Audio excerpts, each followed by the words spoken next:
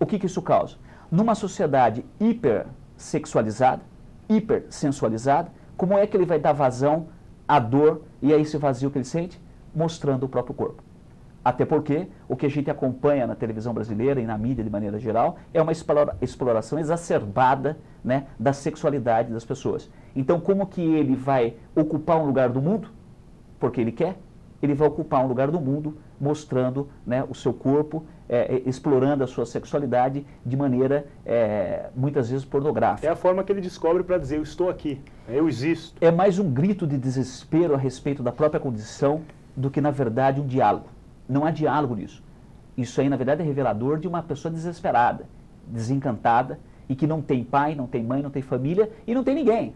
Não tem ninguém por perto. Né? Ela tem internet, tem um quarto confortável, muito bacana. Isso se tratando de novo, né, Fabrini, dessas famílias classe médias altas. As famílias classes médias baixas, a semana retrasada eu tive a oportunidade de fazer uma palestra na Fundação Casa, antiga FEBEM, né, para os jovens lá, e o que a gente vê entre a população pobre é a tentativa de fazer parte do mundo acessando os signos desse mundo que nós vivemos, né? A internet, o relógio, o celular, né? Uma roupa de marca. Quer dizer, cada extrato social está vivendo essa crise que nós estamos vivendo de uma dada maneira. Não existe uma legislação, não se pensa em fazer uma legislação para dar um basta, um break, diminuir estas atitudes de exibição de corpos e de nudez pela internet? Eu não sei se existe alguma coisa em andamento nesse sentido. A legislação referente a crimes virtuais ainda é bem precária. Estão ainda estudando, já tem saído algumas decisões judiciais a favor de pessoas que foram lesadas virtualmente, mas ainda é um campo que a gente caminha devagar. Porque aprova-se uma lei em relação a essa questão da internet, da virtualidade, e essa lei, 3 semanas depois, um mês depois, ela já é obsoleta, porque ela não consegue acompanhar o ritmo da evolução da internet e das novas tecnologias. Isso é um ponto fundamental, Mário. Bacana a tua observação. A sociedade institucional, ela é lenta para acompanhar o processo de transformação técnica que nós estamos vivendo. Então, a rapidez das transformações do meio internet, desse meio eletrônico, é muito mais rápido do que a sociedade conseguiria legislar sobre isso, não é? Então, isso é um problema. Agora, tem uma outra coisa. A internet, ela é caótica por princípio. Ela não tem uma organicidade. Ela não tem uma lógica a partir da qual você a pudesse controlar. Ou você baixa a mão e apaga, ou você não consegue controlar. Porque os canais possíveis de serem usados por esse meio são infinitos e se desenvolvem cada vez mais. Mas eu acho, Fabrini, que esse não é o ponto mais fundamental. O ponto mais importante é a sociedade olhar para si mesma e se perguntar a respeito de tudo isso que está acontecendo.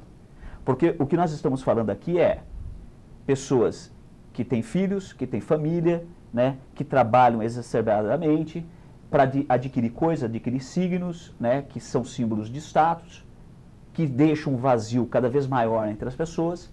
A pergunta que nós temos que fazer nós queremos essa sociedade, esse mundo que nós estamos vivendo? É isso que nós estamos querendo?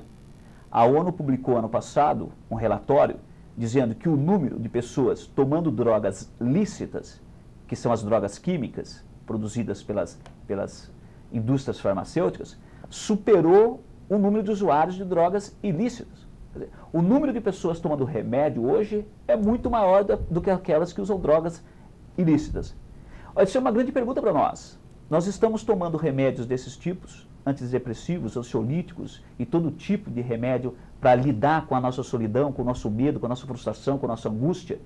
Isso nos pergunta, é assim que nós pretendemos continuar a viver? Queremos continuar a viver dessa maneira? Porque só nos perguntando sobre isso, nós vamos poder responder coisas relativas à internet, por exemplo.